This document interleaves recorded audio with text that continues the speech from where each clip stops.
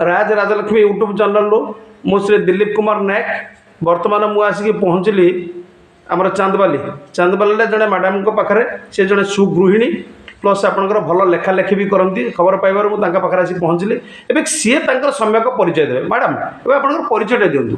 मु निरुपमा पाणी बर्तमान चांदबाली ब्लॉक बिनतरा मोर घर बा शाशुघर आ मोर बापघरटा जाजपुर जिला दशरथपुर ब्लॉक कुआसरे जो कुआस मंगला फेमस। मो बापा ना श्रीधर पंडा मो बापा होते आम पंचायतर प्रथम शिक्षक। मो बापांकर परिचय बहुत भल तापर ये मोर स्वामी तो नहांती प्रदीप्त कुमार पाणी आउ पुओ न्यूज करे सांबादिक प्रसाद कुमार पाणी सरस्टार रिपोर्टर स्टूडियो आउ मु लेखा लेखिक बहुत भल पाए ठाकुर की इच्छा मोर लेखा को समस्ते भी ग्रहण करती भल मंद कि मु बहुत किछि लेखे जे ग्रहण करू या न करू मु केते प्रबल लेखिया को भल पाए। गल्प प्रबंध कविता मोर 3टी बही अच्छी 3टी बही मु निजर करिछि। आर्थिक परिस्थिति तो मोर एते भल नुहे समस्ते जानिचंती तथापि मु 3टी बही करिछि। अति सुंदर कथा 3टी बही तो नुह आजिकल कहूँ 3टी संतान 3टी संतान लेखा लेखी हिसाब से आपण मान पाखे भेटी देइछंती।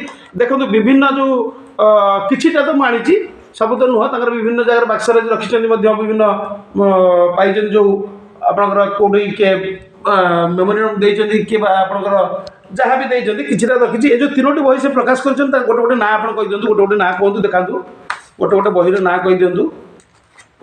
एटा हला मोर अकुआ कथा निरुपमा पाणीकर अकुआ कथा गोटे प्रथम प्रथम द्वितीय संस्करण तांकर हला इच्छामय तुमे एटा हला तांकर द्वितीय संस्करण। तृतीय संस्करण हला प्रणय लिपि एटा हला तृतीय संस्करण। तापर तांकर लेखा मध्य चलीछि विभिन्न कविता पाठोत्सव से जेतबेले अंशग्रहण करती सेठी तांको मध्य विभिन्न संस्था अपराह्न है आप पार्वती गोविंद साहित्य संसद आपण संपर्क साहित्य संस्कृति संसद जगतपुर कटक विभिन्न साहित्य संस्था से पुरस्कृत होती।